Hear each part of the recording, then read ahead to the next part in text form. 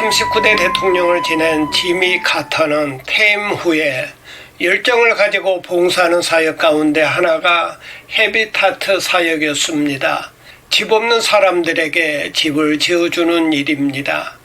이 사역을 위해 카터 대통령은 오래전에 한국을 방문하여 일주일을 머무른 적이 있었습니다.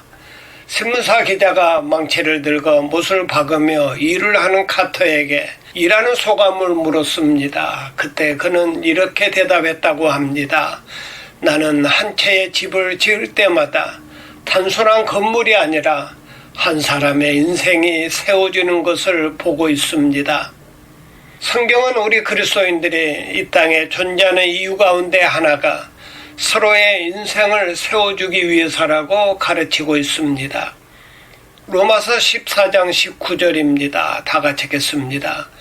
그러므로 우리가 화평의 일과 서로 덕을 세우는 일을 힘쓰나니 4절에도 주께서 연약한 자들을 세우신다고 했습니다. 여기에서 쓰여진 세움이란 단어는 본래 헬라어로 오이코도메라는 단어인데 오이코는 집이라는 뜻이고 도메는 세운다는 뜻입니다. 그래서 우리가 이웃을 섬기는 일은 마치 이웃의 집을 세우는 일과 같다는 것입니다. 그런데 어떤 사람은 이웃을 무너뜨리는 사람이 있습니다. 이웃에 대해 말하는 것이나 하는 행동을 가만히 지켜보면 그 사람은 이웃을 파괴하려고 태어난 사람 같습니다. 교회 안에도 하나님의 집을 든든하게 세우는 자가 있는 반면에 허무는 자가 있습니다. 그렇다면 우리는 이웃을 세우는 자가 되길 원하십니까? 아니면 허무는 자가 되길 원하십니까? 그리스도인들은 이웃을 세우는 자가 되어야 하는데 그러면 우리가 이웃을 세우는 자로 어떻게 살아갈 수 있을까요? 첫째로 서로 비판하지 말아야 합니다. 로마서 14장 13절입니다. 다 같이 읽겠습니다. 그런즉 우리가 다시는 서로 비판하지 말고. 로마서 14장 1절부터 12절까지는 우리 그리스도인의 개인적인 자유에 대해 가르치고 있습니다. 요약해서 말씀드리면 우리 신자들은 얼마든지 서로 다른 의견을 가질 수 있다는 것입니다. 왜냐하면 그것들이 본질적인 문제가 아니기 때문입니다. 예를 들면 예수 믿는 사람은 어떤 특정한 음식을 먹어야 하느냐, 먹지 말아야 하느냐, 혹은 어떤 특정한 날을 지켜야 하느냐, 지키지 말아야 하느냐 등의 문제입니다. 지금도 신앙의 본질적인 문제가 아닌 것을 가지고 교인들끼리 언쟁을 하다가 그리스도인의 교제가 깨어지는 경우를 흔히 볼 수 있습니다. 미국의 어느 교회는 목사님이 종종 교인들의 발을 씻어주는 이식을 행하는데 발을 씻길 때마다 왼발부터 먼저 씻긴답니다. 그래서 교인들이 오른발부터 먼저 씻으면 좋겠다고 부탁을 해도 목사님은 항상 교인들의 왼발부터 먼저 씻어요. 이에 불만을 품은 교인들이 교회를 떠나 근처에 교회를 시작했는데 새 교회 이름을 Right Foot Church, 오른발 교회라고 했습니다. 사도 바울은 이런 모든 비본질적인 주제에 대해 결론적으로 말합니다. 서로 비판하지 말라. 사실 이런 논쟁에 대해 정답은 없습니다. 다만 이런 문제로 인해 어떤 형제를 근심하게 한다면 그것이 오히려 더 큰 문제입니다. 오늘 성경은 이렇게 말씀합니다. 15절입니다. 다 같이 읽겠습니다. 만일 음식으로 말미암아 내 형제가 근심하게 되면 이는 내가 사랑으로 행하지 아니함이라.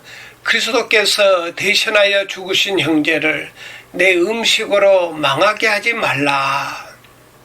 무엇보다 중요한 것은 형제를 사랑하고 세우는 일입니다.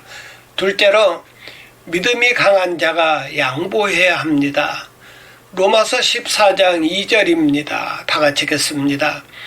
어떤 사람은 모든 것을 먹을 만한 믿음이 있고 믿음이 연약한 자는 채소만 먹느니라.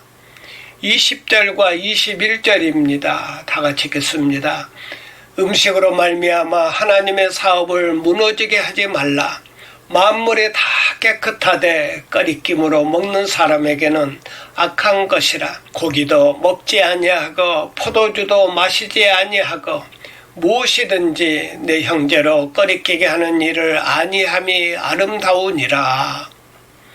중요한 것은 누가 옳으냐가 아니라 형제가 시험에 들지 않도록 해야 한다는 것입니다. 그리고 이런 때에는 믿음이 강한 사람이 언제나 양보를 해야 한다는 것입니다. 셋째로, 서로 덕을 세우려면 본질적인 가치를 추구해야 합니다. 종종 신자들이 교회 생활을 하면서 신앙의 본질이 아닌 비본질적인 것을 가지고 열을 내고 열을 받는 것을 볼 수 있습니다. 예를 들면 교회 친교 시간이나 구역 모임에서 정치 문제를 가지고 열을 내는 사람들이 있습니다. 한국의 대통령 선거를 앞두고 서울의 어느 목사님은 교인들에게 이번에는 누구누구 후보를 지지하십시오라는 말을 했다가 그 다음 주에 그 후보를 지지 않는 교인들이 모두 교회를 떠났다는 이야기를 들었습니다.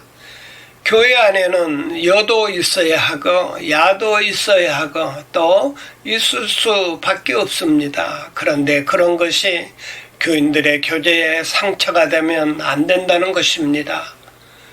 그러면 우리가 이런 문제를 피해가면서 어떻게 서로 상처를 받지 않을 수 있을까요? 로마서 14장 17절입니다. 다 같이 읽겠습니다.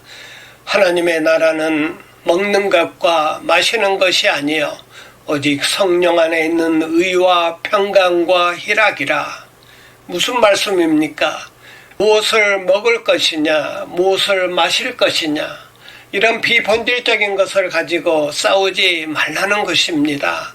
우리는 비본질적인 것에 신경을 쓰기보다 본질적인 것에 좀 더 집중할 필요가 있습니다.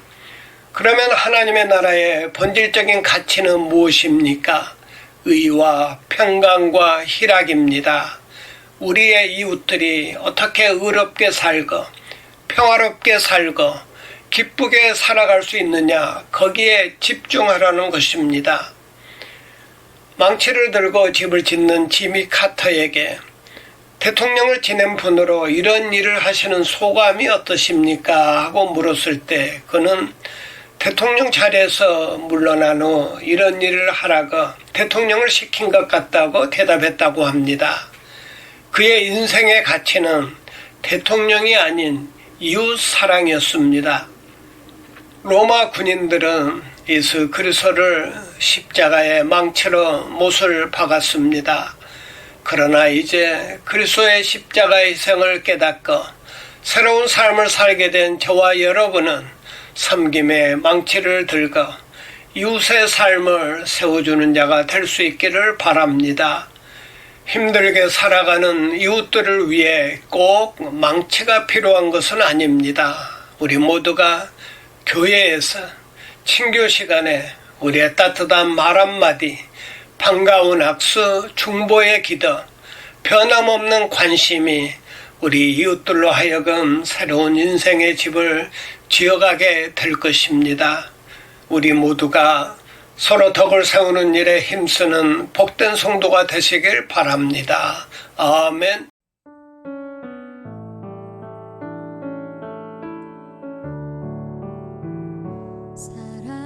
사랑하는 주님 앞에 형제자매 한자리에 그 쉬는 애 생각하며 즐거운 찬송 부르네. 내 주 예수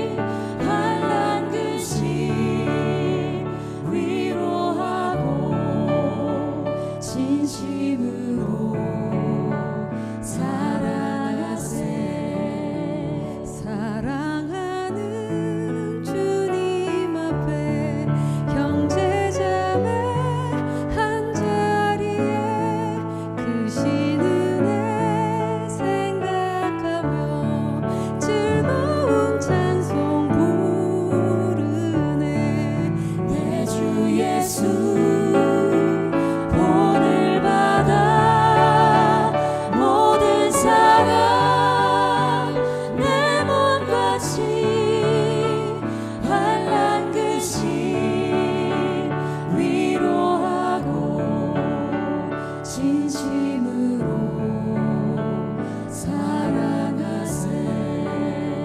사랑하는 주님 앞에 온갖 충성 다 바쳐서 괴로우나 즐거우나 주님만 힘써 섬기네. 우리 주님 거룩한 손 제자들의 발을 씻어 남 섬기는 종의 도를 몸소 행해 보이셨네. 남 섬기는 종의 도를 몸소 행해